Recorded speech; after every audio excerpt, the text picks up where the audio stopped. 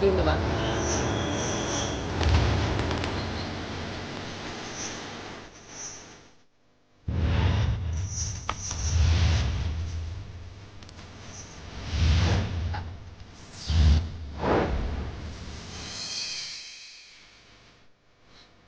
Good morning, I'm Gretchen Ho. It is a Wednesday, the 26th day of February, bringing you Morning Matters because your mornings matter. Let's get to the stories that matter today. Senate President Escudero once again rejected the idea of calling a special session. He stated that the Senate would begin the impeachment process against Vice President Sara in June, with the trial expected to conclude by October. CIDG Chief Major General Nicolas Torre recently made headlines for his stance against later on in the program. And today, February 26, is the deadline for DOTR officials to submit their courtesy resignation. The new Transportation Secretary Vince Dizon said this is what any newly appointed leaders do. And Pope Francis' health has been improving over the past few days after being diagnosed with double pneumonia. However, the faithful remain divided with worry and hope as the pontiff's condition remains critical. Welcome to our program, Morning Matters, where we talk about the issues you need to know for the rest of your day. Now, first up on the agenda. The Supreme Court has ordered Congress to comment on Vice President Sara Duterte's petition against her impeachment. The SC ordered the House of Representatives and the Senate to comment on this within a non-extendable period of 10 days from notice. Attorney Sheila Sison of Fortune Narvasa Salazar Law Firm, which is advising the President or the Vice President on the matter, said in a statement that they welcome this development. Sison said they have complete faith that the Supreme Court will thoroughly address the legal issues they submitted in the petition. Meanwhile, Senate President Chis Escudero said as soon as the Senate starts pre-trial in June, still under the 19th Congress, they would be drafting impeachment rules and sending out summons. This means that the trial proper could finally start by July when the 20th Congress opens, and the impeachment court should be able to finish this within 3 months or by October. Dahil dyan, pamati ko dahil masobra sa 3 bulan, 2 bulan ang trial. So antes kami mag-recess by October of 2025, tapos na tabi ini, mapagbobotohan na tabi ini. Malacanang said President Bongbong Marcos has no plans to call a special session for the impeachment case against Vice President Sara Duterte. Dallas Press Officer Undersecretary Attorney Claire Castro explained it would be awkward for President Marcos to voluntarily call a special session.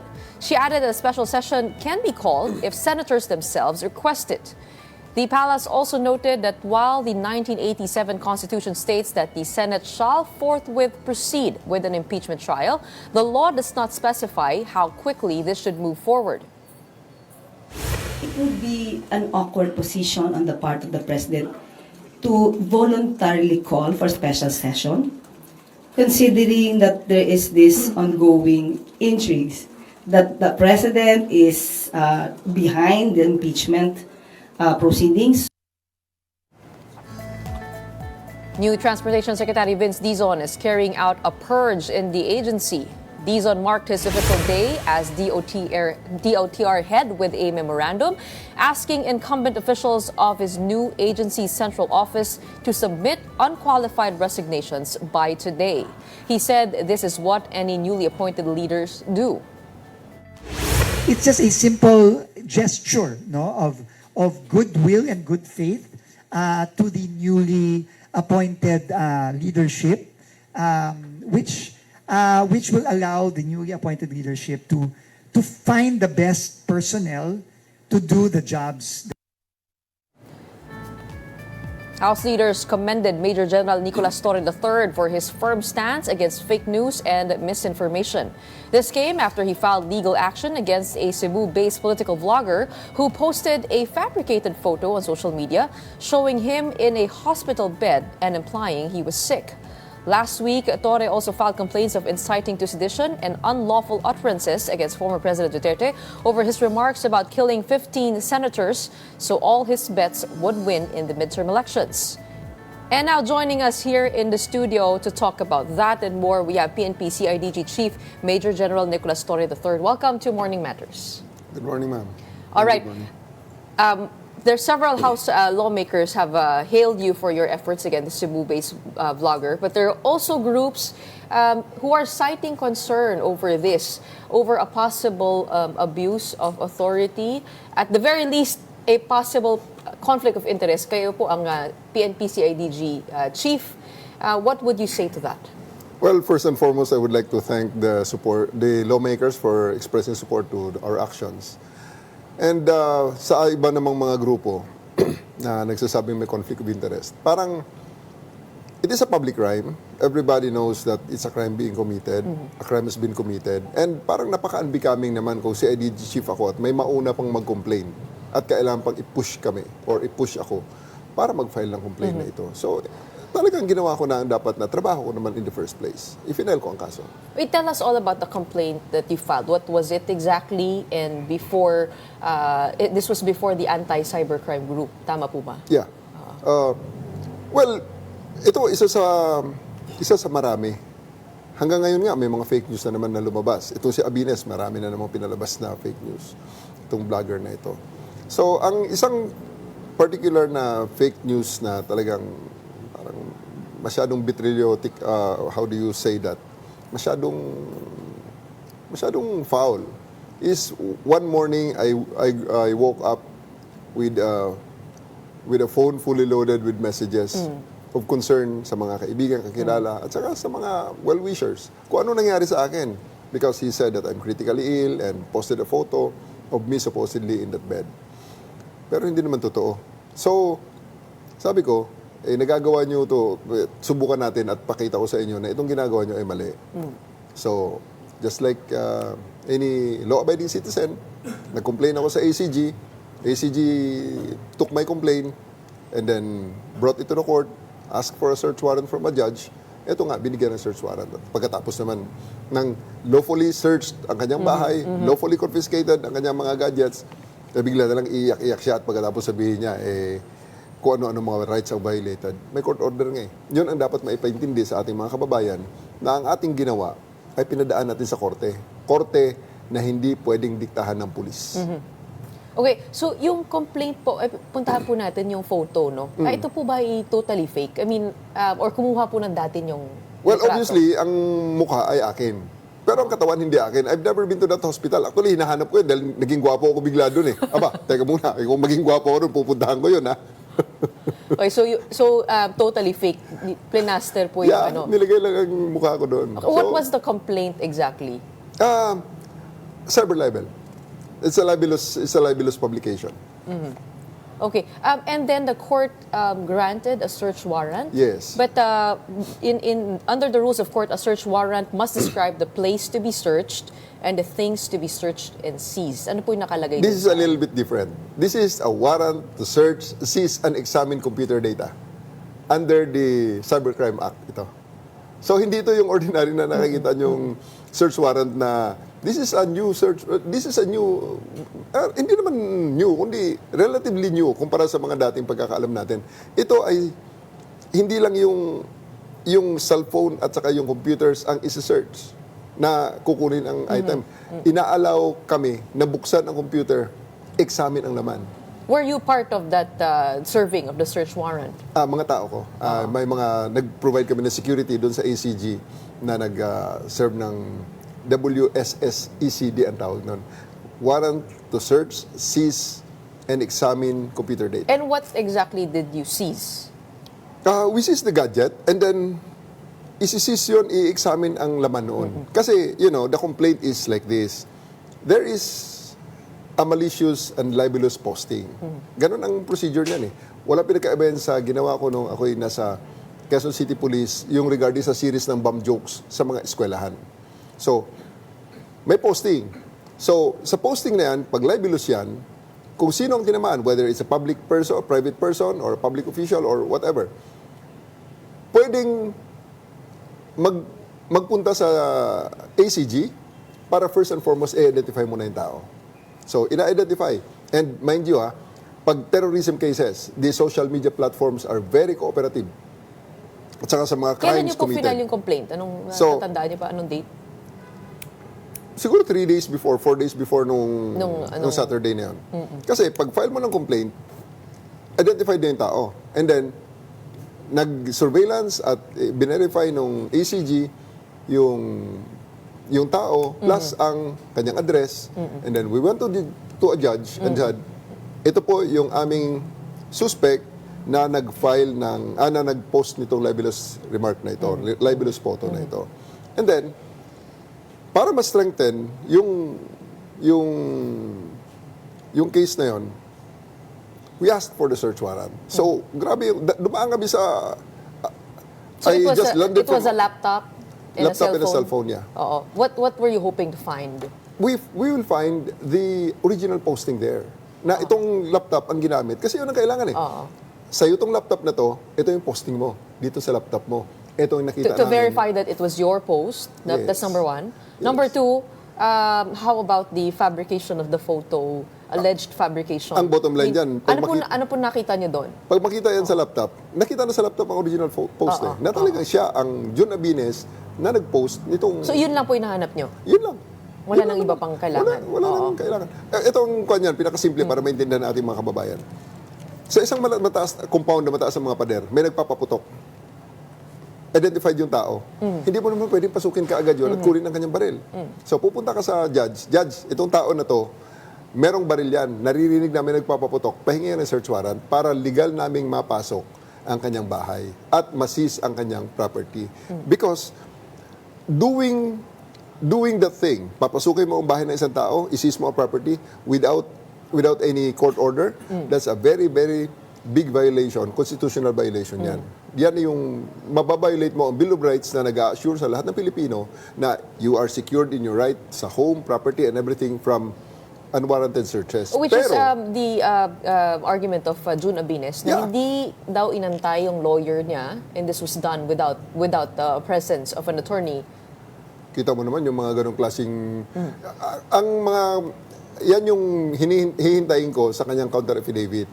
Isulat niya, pirmahan niya lahat ng kanyang mga allegation para malaman natin kung anong totoo. Pero I have to remind him na meron kaming body camera and everything at malalaman kung sino yung mga mandated na dapat witnesses doon at kung kami ang nag-comply. Ngayon, kung may problema siya, file the case, pirmahan niya. The problem with these bloggers is that marami sa kanila, assert, pero pag you take them on their words, biglang atras na, hindi, ganito pala yun. So any civilian can avail of this remedy? Oh, yes, the route that you took, magpa-file ng complaints, cyber libel complaints, anti-cybercrime group, and then pwedeng magkaroon ng search warrant. Actually, marami na tayong mga kababayan na nag-avail niyan. Hindi lang napapublicize. Ito na, medyo napublicize, siyempre, dahil ako nga ang complainant. Okay. So, medyo But of course, nalagay sa spotlight. there are questions as to the way this turned out, bukod sa mabilis, no? Kasi parang 3 days na nakuha niyo na, sabi niyo po. Ganun naman talaga. Ganun naman talaga. Mabilis. Ganun talaga. Mabilis. Pangalawa, mga tao po ninyo ang nag-search. I mean, so ACG, Anti-Cybercrime Group, kami nasa labas at kami ay pumasok na lang nung po-provide kami ng security kasi kukunti lang ng ACG. So si ADG and ACG undertook that operation jointly. Okay, but you are the PNP CIDG head and this is a case under you. To avoid a conflict of interest, are you willing to let them handle it? Actually, ACG is handling it. Ako complainant kasi ako eh. I am really directly responsible for this. Kasi kamay ko ang nagtaas dito na ako ho ang biktima rito. Yung gadgets po ay nasa possession po ninyo ngayon? Hindi, nasa ACG. Wala naman akong technical capability. ACG, yeah. Okay. Wala akong technical capability para... Was there any arrest that happened? Wala ho. Wala. So it was the search warrant? Yes. Okay. Article 353 of the Revised Penal Code identifies libel as the public and malicious imputation of a crime, vice, defect, real or imaginary, or any act, omission, condition, status, circumstance tending to cause dishonor, discredit, or contempt of a person. Meron pong iba nag-aalala that this might be an overreach of that definition of libel. Para po sa inyo, yung meron po kayong litrato na nasa ospital, yun po ang definition na libel na po para sa inyo yun. The judge had granted a search warrant. So I believe that we have satisfied Article 353 of the Revised Penal Code. Okay. All right. Let's go to your role as PNP CIDG Chief. Yes, ma'am. Another topic that is coming up in the House is the reopening of the investigations into the war on drugs. Yeah. Meron po ba kayong mga kasong nasa hanay na yon? Yes, sa start ng Quadcom, nung nasa Quadcom pa, open pa ang Quadcom, we have already started reviewing the cases, especially yung may mga complaints, may mga complainants. So, napakarami kasi noon ng mga suspected war on drug killings na, alam natin, napakarami na namatay. Inuuna namin ngayon yung mga may nagko-complain, yung mga pumunta sa Quadcom na mga kamag-anak, kasi siyempre limited the resources, we have to prioritize. So, unahin namin yung may mga kamag-anak na talagang hinahanapan ng hustisya, and we intend to deliver justice for them. How about the possible cases against law enforcement? Because pag EJK, kasama dyan ng police, sila yung inaakusahan na yun nga, sa extrajudicial killings. Meron po ba kayong investigations into the EJ case? Basically, we are looking at our colleagues in this matter. Kasi ang mga nirereklamo is identified naman ng mga pamilya eh. At meron talagang spot report naman yan. Those will be under review kasi may mga motu proprio investigation na ginawa dyan ng administrative bodies namin dyan. Several lawyers are saying it is difficult to establish a credible case dahil po yung ebidensya ang medyo matagal-tagal na po yung time period na inimbestigahan. Well, watch us. Pag naghanapan na ng ebidensya dyan, watch si ADG, I'll be presenting it personally. So, ilan po yung kaso sa ngayon na tumatakbo? Well, medyo marami-rami and there are even calls now siyempre sa circles namin na kesyo protect this guy kasi inaabuso yung mga colleagues namin. Protect this Grijaldo, protect this Leonardo kasi supposedly binababoy sila ng AGK ng Quadcom, sila ay niliin kung ano-ano lang inaapi doon sa Quadcom. Ito lang sinasabi ko diyan. Ang assertion ko sa aking mga colleagues, sabi ko, bakit kailangang idepensa ni Grijaldo ang kanyang sarili? Bakit kailangang idepensa ni Leonardo ang kanyang sarili? And most importantly, bakit kailangan idepensa ng PNP ang kanyang ginawa nung time ni Duterte? Di ba may pangako na sagot niya lahat?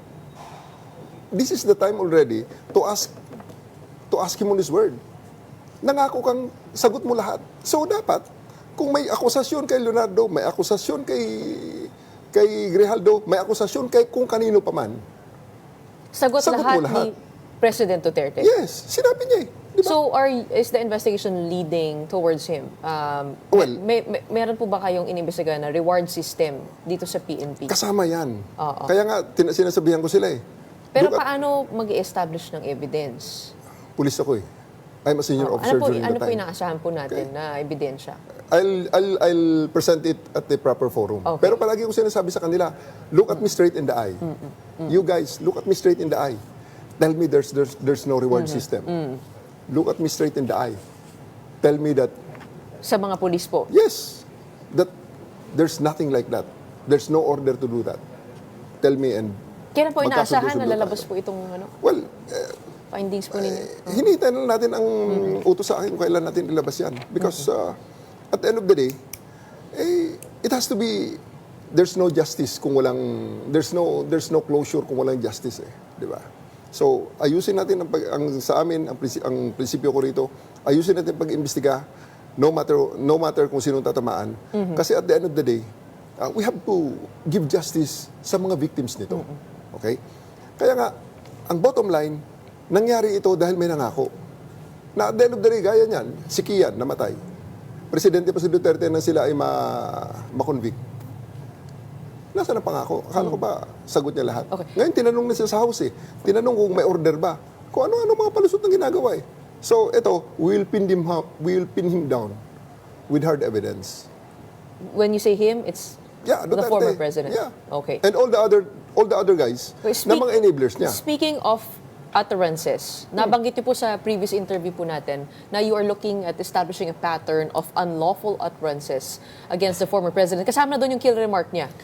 Killing 15 senators para makapasok yung mga kandidato niya, which sabi ng ibang senador na maaaring joke ito. Pero sabi ninyo, titignan niyo, bubuksan niyo rin yung mga dati pang sinabi niya.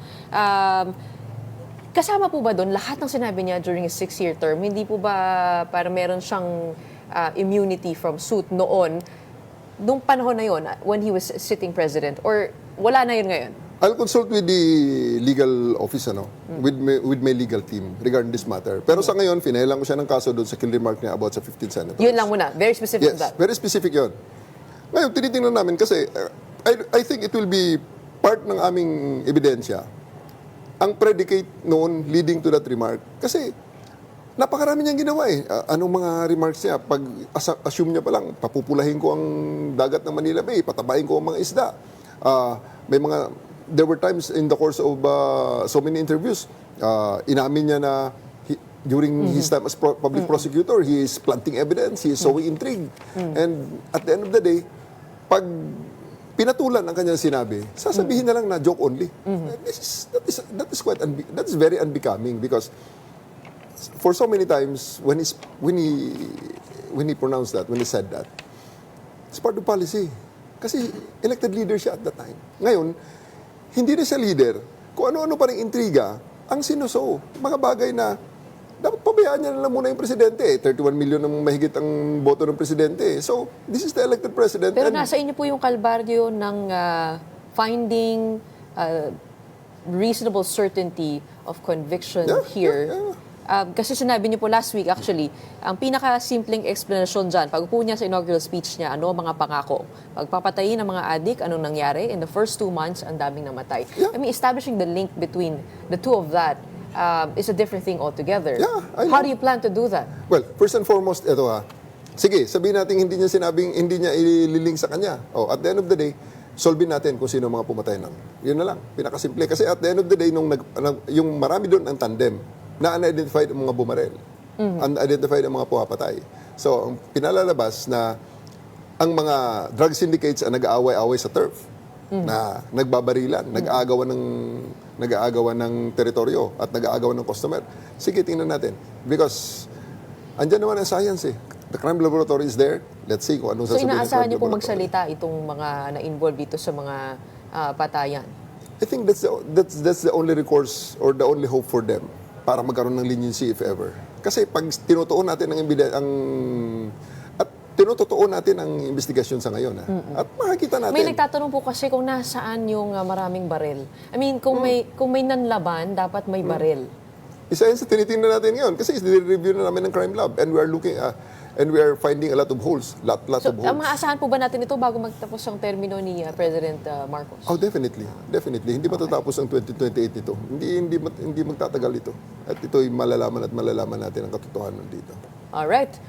Medyo mahaba-haba pa ang usapin, but that is a tip of the iceberg for now. Maraming salamat, Major General Nicolas Torre III, new PNP CIDG Chief, for joining us on Morning Matters. Thank you. And don't go away. We will be back with more stories right after the break.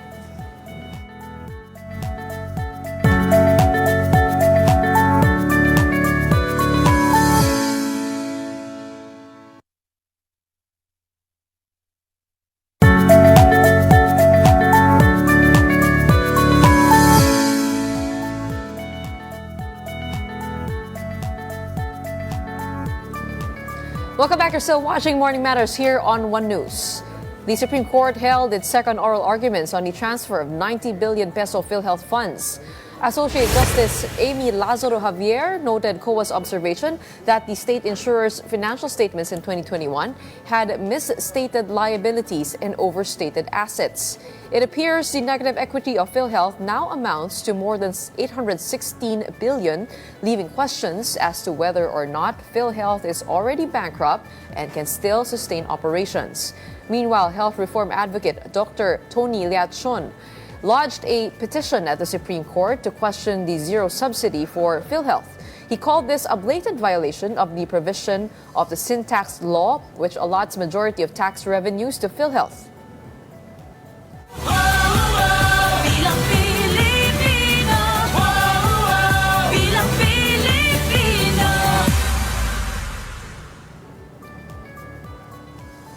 The Commission on Elections reported that over 45 million ballots for the 2025 midterm elections have been printed. This accounts for 63.32% of more than 72 million official ballots to be used for the polls. Now, of these, Miru Systems printed 22.57 million, while the National Printing Office produced 23.08 million. COMELEC aims to finish printing by March 9 or 10. Meanwhile, the Sandigan Bayan 2nd Division dismissed another ill-gotten wealth case against former President Ferdinand Marcos Sr. and former First Lady Imelda Marcos. In a 12-page resolution, the anti-graft court ruled that state prosecutors failed to pursue the case within a reasonable time, leading to its dismissal. The case, filed in July 1987, sought to recover vehicles and household appliances allegedly obtained by co-accused Fernando Timbol through his ties with the Marcoses. This case is among 40 lawsuits filed by the Presidential Commission on Good Government against the Marcoses and their associates. In other news, Pope Francis remains in critical condition for the fourth day running. The Vatican noted, though, that he is stable and has not had any further respiratory crises. The 88-year-old Pope was spending his 12th night at Rome's Gemelli Hospital. This is the pontiff's longest hospital stay throughout his papacy. His prognosis or possible outcome of ailment remains guarded due to uncertainties. When we return, we'll talk about more morning matters, and we'll discuss that with our next guest for this morning, Mr. Gringo Honasan. All of that and more when Morning Matters returns.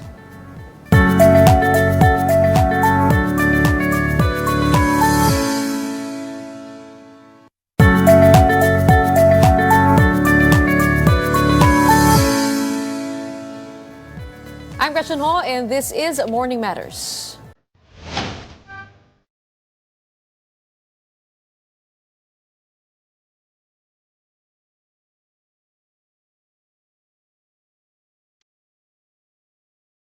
The Armed Forces of the Philippines has welcomed the United States government's decision to unfreeze some $336 million worth of military aid for the country. Rear Admiral Roy Vincent Trinidad highlighted that the exemption ensures planned initiatives on sea, air, land, and cyber operations that they will push through. AP spokesperson Colonel Cersei Trinidad said the move strengthens ties between the Philippines and the United States. However, around 39 U.S. aid and State Department-funded projects in health, education, and the environment continue to be affected by the aid freeze. Let's get some reactions to that and other matters. Joining us this morning, we have former military officer and Senator Gringo Honasan. Thank you for joining us on Morning Matters. Thank you, Gretchen. Thank you for having me. Well, your thoughts first on that bit of news, the United States unfreezing the military aid to the Philippines. What is your thought on that move? Does it highlight the stance of the Trump administration? And also, do you agree with the Marcos administration's pivot towards the United States? It's not a question of pivot or freezing or unfreezing of aid. No? What's our plan to defend our country? We started that. Commonwealth Act number 1, drafted almost 80 years ago by Major Dwight Eisenhower and William Ward. That's 80 years old. Is that the basis for our national security? So, to me, it doesn't matter. What I would want to think is let's prepare on our own without unnecessary expectations that are based on variables we cannot control. We're being canalized into a pro-anti stance, no? But I seldom hear pro-Filipino. What are our plans? Unity, mobilization, organization. When I'm asked, Gretchen, does the Philippines have an army to confront any external threat? I said, no, the Philippines doesn't have an army because the Philippines is an army. What do you mean by that? What I mean is the citizens must be mobilized to prepare to defend our country without relying on any temporary allies. Yes. So that means you are in favor of mandatory military training. I mean, can we afford it? Yes, it's in the law already. Yeah. Yung ano po yung pagbabalik ng ROTC? Hindi, well, that has to be amended also because hindi naman dapat, Gretchen, na What do you mean? What is in the law? The law? Yeah. We mobilize the citizenry, especially the youth, for times of emergency, including... But right now, are we prepared for that? Yes. All we want to know, all the citizens want to know is what's our plan. Include us in that plan, in that mobilization plan. Where do we draw food, water, firearms if necessary? And where do we get the preparation exactly right now if there is no military training in place, mandatory military training in place? What makes you think that we are prepared as civilians? If we can prepare to fight now? if we can prepare for earthquakes and typhoons, we can prepare for any eventuality. Is it not clear to you the administration's plan in defending the West Philippine Sea? No, It's not clear to you. it's not clear to me. Well, as a military man for 17 years, Yes. and with your wealth of experience, how would you approach that problem? Of course, we put Taiwan also in the picture. We put the EDCA bases also in the picture in the Philippines. They are there. We have even added more EDCA bases. I mean, studying everything the past years. What would your plan be? The age of positional warfare is long gone. It's now asymmetric warfare. Okay? It's not anymore an external aggressor invading us. They asked me, are we prepared for any invasion? I said, there will be no invasion. You know why? Because they're here already. What do you mean? Look at the made in. Yeah. That's what I And mean. how do we stand a chance if they are here already? Well, How do we equip ourselves? Even the AFP modernization budget has been cut in the GAA. Yung naaprubahan, mas mababa dun sa dapat. I mean, citing all of that, pati yung pera na kailangan for arms, how can we stand alone? How can we do this, build up our arsenal, practically, realistically? History. Haven't they learned from the Japanese and the Spaniards and the Americans? Diba? Can you imagine the logistics line that they will have to go through to even try to occupy 7,100 islands? If they think the Viet Cong were, state of the art, they don't know Filipinos yet. I'm not confident. But you said the age of positional warfare is done. Yes. It's asymmetrical warfare. How do you envision that to be? Information, the new gold, the new oil. Information, complete, accurate, and timely information. By the way, that's now a basic need, no? Any issue, Gretchen, you can relate to food, clothing, shelter, health, education, and information. Well, speaking of information, it was the People Power Revolution anniversary yesterday. Yes. And along with this anniversary, we also have news of the Sandigan Bayan dismissing ill-gotten wealth cases. With of course, the Marcos administration in power now, isn't history being slowly erased here? That's above my salary grade. No? When I think of EDSA 39 years ago, it was a lesson in unity. When the people unite, get together with its army, for, not against anybody or anything, then things happen. That's what happened 39 years ago. People power. Hindi pa po ako pinapanganak noon, no? So I'll be honest with you. So I'm reading about it. Huwag mo lang masyado lakas ang grits dahil I read about- lalo akong tumatanda. No, I read about your role, and what I read said that you were a crucial figure in the toppling of the Marcos Senior Administration in planning that with Juan Ponce Enrile. And you acknowledged there were abuses, there was corruption with the Marcos Senior Administration. What do you mean when you say it was about unity and not about removing those corrupt in power? Work in progress. No administration has been spared from issues of corruption, abuses of power. No? The problem, Gretchen, is, well, every time we go through shortcuts like people power or elections, after installing new people in positions, we all go home. Okay? We relegate governance. That's, government is too serious a matter to be given to government. So, ang pakikialam dapat nito, not during elections, no, but between elections. Because every 3 years we have elections. So, yung singilan dapat between elections. Well, what is your assessment of the son, Marcos Jr., compared to the father, Marcos Sr.? Well, we are in the midterms, and that's what you mentioned. It works both ways, no? Good because he's his father's son. Bad because he's his father's son. Standards will be imposed on him. But, I believe, Gretchen, that when you become president, God gives you extra lights, which are not given to ordinary government officials or ordinary Filipinos. I believe the president is trying his best, but he has to try his best in the context of what is our plan. No? Give you an example. Whole of government approach. Inclusive growth. Yet, we never go for the farthest, the smallest, no? And the poorest. It's always, ilan ba boto dyan? Saan ba tayo kikita dyan? That's not what connectivity and inclusive growth is all about, no? When you connect, no, digitally, or through a railroad, or through a road, or through ports, no, a group of people, no, very small group of people, no, then eventually, that's the classic management theory, di ba? That's the short-term investment for a long-term benefit.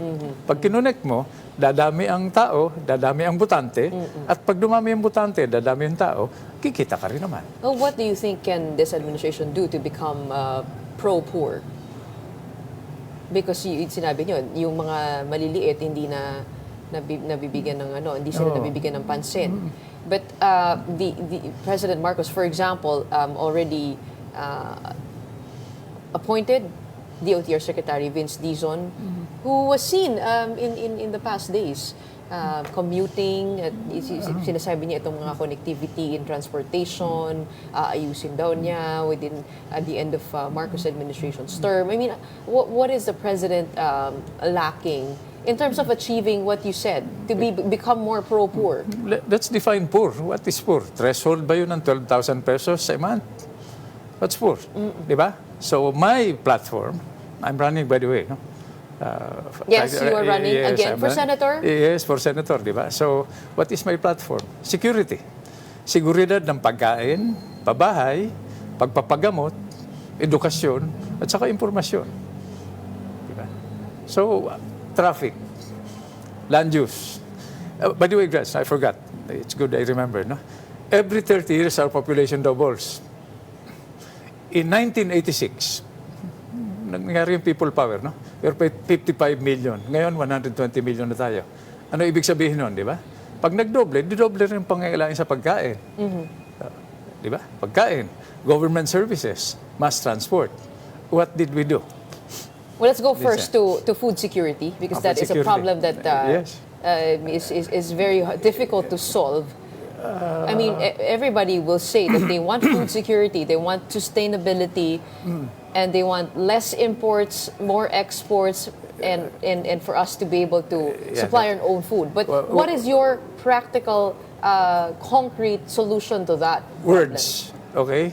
Food security. It's going to be declared as an emergency situation, correct? We have to answer first one question. Is it a supply problem or a distribution problem? If it's a supply problem, why is grain rotting in the warehouses owned by middlemen? It can be both. Okay? If we cannot feed our own people without smuggling or importing, when we taught our neighboring countries how to plant quality rice from Erie in Los Maños, what's going on? So, kailangan may plano dito. No? Hindi po ba yan naman sinasabi ng administrasyon na they're trying to solve the supply distribution problem, run after the smugglers and the hoarders? Baka masyado tayo nakikinig dun sa sinasabi. Hindi natin tinitingnan yung ginagawa. Pabalik tayo dun sa inclusive growth. Bakit kulang yung pagkain sa ibang lugar na konti ang boto? Diba? These are basic questions that should be factored when you begin planning for serious development. You, in 2022, you ran under the Uniteam slate. And, Yes. and you mentioned that unity is essential in all issues, Yes. including housing, including whatever problem, solving poverty. What is your what are your thoughts now on what's happening with the Dutertes and the Marcoses? Well, you're being very kind, Gretchen. So, they were asking, ano ginagawa ni Honasan sa Uniteam ni Marcos? Diba? By the way, I did not apply for the Uniteam. I was asked to join the Uniteam. So sabi ko, bakit? Ano ba ang platform natin? Unity. Sabi ko, okay yun. Unity. Okay? Sabi niya, but don't you realize that you're part of what happened 39 years ago? Sabi ko, okay, let's go down to basics. Sino ayaw ng unity? Raise your hands. Wala naman nagtaas ng kamay. Okay. But I agree with you, no? If the unity, the running mates are now... But back then, did you foresee the breakdown of the unity? No. No. I stood there in every platform, in almost every rally, to promote unity. And we were living symbols of what should be unity. Before it was Marcos Aquino. Now it's Marcos Duterte. So, ang concern ko rito, Gretch, no, is this is the national conversation that our next generation of national and global leaders are witness to. Is that how we want them to behave when their time comes to lead this country? So where do you stand on the political fence? You're running under the Reform PH People's Party. That's a party reform, but technically I'm independent. Yes. And last we saw the surveys, I think you were at number 17. Yes. How do you plan to climb up to the Magic 12? It is a very tight, competitive senatorial race. Continue presenting myself to our people and showing na ito is not about, it's about kakayahan and karanasan and the willingness to serve. And my track record as a senator for 21 years speaks for itself, no? From land use to national security to clean air, clean water, disaster management. It's a litany. Kayo po ay naging senador from 1995 to 2004, 2007 to 2019. How come you still have what you call is unfinished business in the Senate? Ano pong hindi nyo nagawa no na gusto nyong ituloy? Because Gretch, the Senate is a collegial body. No single individual, including the Senate President, can claim. But are there specific bills that you want to pursue? Yep, land use. Di ba? Finite yung, by the way, land and water use ito, no? Anong lupa ang gusto natin for agricultural, commercial, industrial, educational, government centers, di ba? Pag alam na natin kung ano yun, alam na natin kung saan dadaan yung kalsada, yung railroad, saan lalagay yung port, no? Ang kakambal nun, which we were able to pass, no, is the National Disaster Risk Reduction Management Law. Okay, case in point. Bakit ka maglalagay ng bahay sa tagiliran ng Marikina River na tuwing uulan, bumabaha, di ililikas mo na naman. Ba't ka maglalagay ng bahay sa paanan ng bundok na kinalbo, di mudslide? Threatening, constitutionally, life, liberty, and property. But don't you already have those classifications in place? No. We're relying on zoning ordinances. What we need is a land use policy. By the way, we're also an archipelago. Iba-iba ang needs doon eh. So yung land use mo for Visayas, for Luzon and Mindanao should be a little tweaked, a little different, peculiar. But the way forward, since I was also Secretary of Department of Information and Communications Technology, is digitize. We can intervene faster in a more precise manner. But if you had a long term as a senator, what makes a difference now? Why should people vote for you? Because you're not a new name necessarily. Yes. You have been Correct. In the political front lines for a very long time. What do you bring to the table? If you were not able to finish that business when you were sitting as a senator? What I bring to the table, Gretch, no, is 17 years as a soldier, 7 years as a rebel, 21 years as a senator, the first truly independent senator in Philippine political history to win not only once but 4 times. And then secretary of Department of Information and Communications Technology. That's almost 50 years of public service. But my best qualifications really, I'm not perfect. I'm a good husband. Yeah, no, good provider. I'm a good father. I'm also a super lolo. If my family will not vote for me, what business do I have presenting myself to the electorate and asking them to give me another chance to go back to the Senate? You cannot give what you do not have. You cannot share what you do not have. I want to go to your term as DICT Secretary. In January 2020, the Department of Information and Communications Technology was flagged by the Commission on Audit for 300 million pesos worth of cash advances of confidential funds under your leadership as Yes. DICT Secretary. What exactly did the DICT use these confidential funds for? COA did not flag us. Check the records, no? But anyway, let's go to that issue, no? Confidential funds.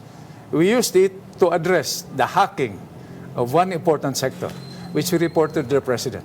Something was done about it, but I cannot say more because it involves national security.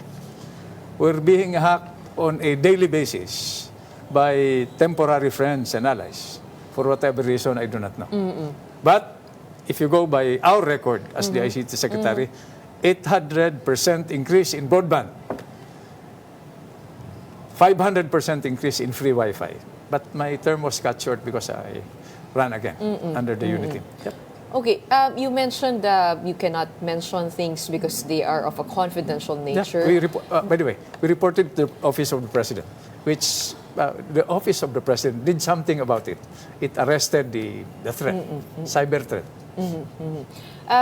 I'm just curious to know what was on your mind while the hearings on the Vice President's use of the confidential funds was ongoing, and they could not explain Mary Grace Piatos na bigyan ng pondo, na bigyan ng confidential funds dun sa parang resibo o AR, yung ibang paulit-ulit na mga pangalan at yung mga signature na parang pare-pareho. I mean, sabi nila, hindi nga namin pwedeng i-reveal ito kasi confidential in nature. Pero hindi ba, kahit pa paano, where do you drum up a Mary Grace Piatos? It was not even in the PSA. Let's forgive malay ko naman dyan. Di naman ako korte, di ba? Oo. Okay. Padaanin lang sa due process based on evidence. Pero kung impeachment na pag-uusapan, that's a political process. Na-impeach na, di ba? Hindi po muna yun.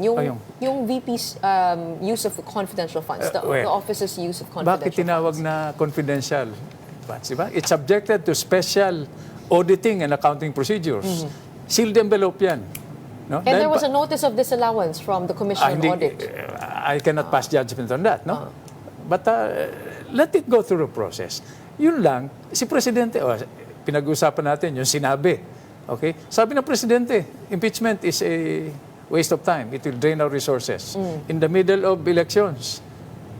Di ba? Dapat ang usapin dito, ano ba plataforma at programa ng mga humaharap na kandidato, di ba? But going back to confidential funds, if we always dismiss it as this is confidential, hindi pwede ganito. Hindi ba prone din yun to abuse?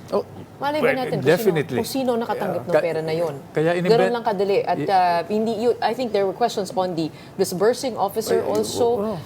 Lahat, the works. Yes. Kaya inimbento yung COA Trabaho nila to. Yun lang. Ang sinasabi ko, pag let's say impeachment, Vice President pa naman, second highest official in the land. Diba? Now, there's another point. No? By doing this, we're exposing our strengths and weaknesses as a developing country to temporary friends and adversaries. Ito ba gusto nating ipakita dun sa mga nag-aambisyon sa atin? Siguro yung mga nanonood, no? Ang gugulo nila. Mag-reclaim pa nga tayo dun sa West Philippine Sea. But when it comes to the confidential funds that is being investigated, 120 million, I believe, in confidential funds spent it over 11 days. And meron pang ibang mga allocations of confidential funds. Do you believe that the Vice President should have an allocation of confidential funds? It doesn't matter what I believe. Let it go through due process. Let's hear out COA. What are the other evidence? Pero Congress also has power over the purse. They have the power, according to the Constitution, to make sure that the appropriations in the budget are being appropriated to what they are really for. Rich, perception ito, Congress, Caesar's wife, talking about confidential funds. We have weaponized the budget. We have occasionally weaponize our justice system. So, where is the consistency? So, selective. I know because I've been on both sides. I've been on the receiving end, di ba? Pagkakampi ka sa politika, di ba? Magaan na sa'yo. Pero pag kalaban ka, tutuloyan ka. Wag naman. Wag naman. Do you agree that the 2025 GAA is one of the most corrupt budgets in Philippine history? Whether I agree privately or publicly, I cannot say that on the air, no? Di ba? Running for election, it will polarize, di ba? I might as well wear a t-shirt with a target, di ba? For those who will be affected. But we do know that when it comes to instances where you see, like for example, in the Marcos dictatorship back in 1986, that you do take an active role in it. Yeah. Very, very curious to know. You also staged a coup against President Torre. By the way, before you continue, no? Define coup. It's a power grab. So, nung 86, okay lang. Nalumbas kami sa barracks because somebody benefited. When they were the targets for serious issues, they called it a coup. Where's the consistency? So, double standard. Namimili tayo. Coup is by the way, I'm credited with 7 to 9 coup attempts. I will accept. I have the amnesty thing, di ba? 86, 87, and 89. No, but under what circumstances does it come to your mind that a sitting president's time is over? Gretch, I've stood at the gates of Malacanang Palace, no, in full combat gear many times in my life as attacker and defender, with no invitation except from my conscience. I didn't know how to proceed from there. But let me put it squarely, no? When I believe in something, I will die for it. You name me a candidate who will do the same. And, by the way, don't allow... No, walang camera, di ba? Huwag mo na paghubarin ako ng t-shirt dahil... di ba? Ganun. I mean, ang tama ko ng bala at yung tama sa puso ko at sa utak ko, you know, I made that call. All right, we have former senator and now senatorial candidate once again, Gringo Honasan, giving us his thoughts on current political happenings as well as his own platforms for the upcoming midterm elections. Gretchen, nakala ko tatanungin mo ako kanina, ba't ka galit? Hindi, okay lang. Sanay po ako sa mga passionate. Ganun ba? Okay? Oo. Yeah. Same initials. That's it for today's episode of Morning Matters. My name is Gretchen Ho. We are One News, all sides, all the time.